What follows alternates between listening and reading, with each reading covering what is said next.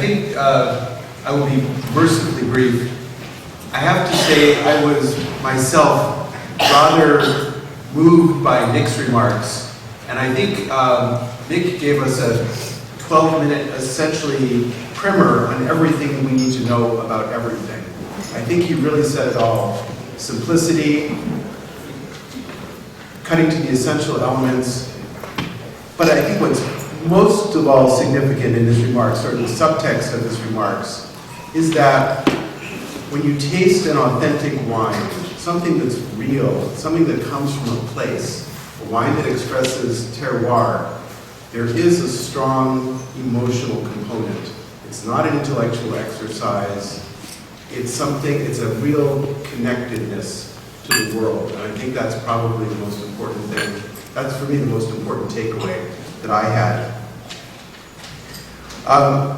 I was very fortunate to discover Riesling in 1974. I was a student at the Goethe Institute trying to learn German to work on a philosophy thesis, which ultimately was never completed. But it was a nice diversion. And in 1974, I was so lucky to be in Germany when the 1971 vintage was released. So my first exposure to Riesling were brilliant 1971 Spätlesen and Auslesen. I'm going to wine hell for my sins for having consumed these wines so young, but they were totally brilliant. I drank them every night as I was doing my German homework. And I did finish the entire bottle. That's the other thing. Europeans are so thrifty, they just can't fathom the idea of leaving a bottle half full. It's just, it's a sin.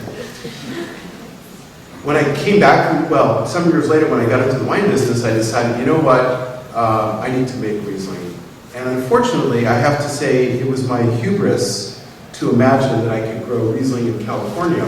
First thing I did, though, was go back to Germany and go to the Geisenheim Institute and really try to figure out how could I grow Riesling in California.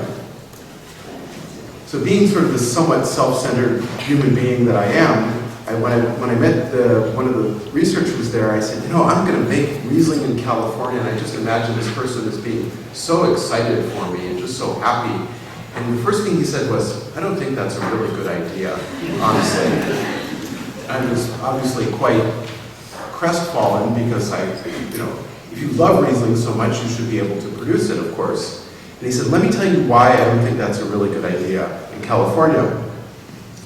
It turns out, at least according to him, that the issue with Riesling is not so much the high temperatures as we have in our growing conditions in California, but it's really the quality of light.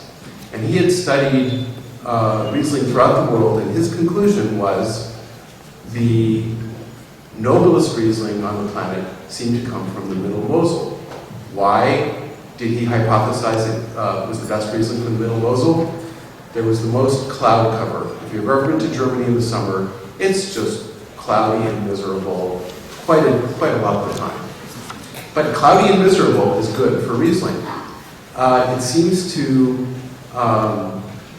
inhibit the terpene formation, and the terpenes, of course, are brilliant. That's what gives the Riesling its character. However, too much, and you get a little bit of that so-called petrol character. In this fellow's aesthetic, a little bit of petrol, good. Too much petrol, not so good. So it's really, like everything else in life, it's a balance. You want the floral quality to balance with that more mineral aspect as well.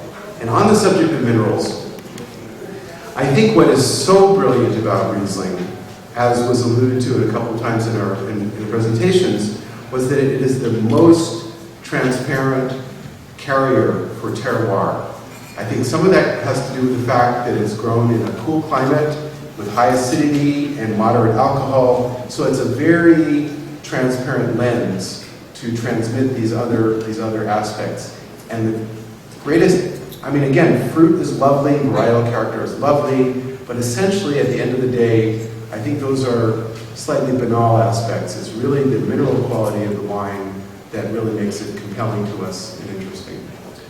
And it is a great pleasure to be here. Thank you all so much.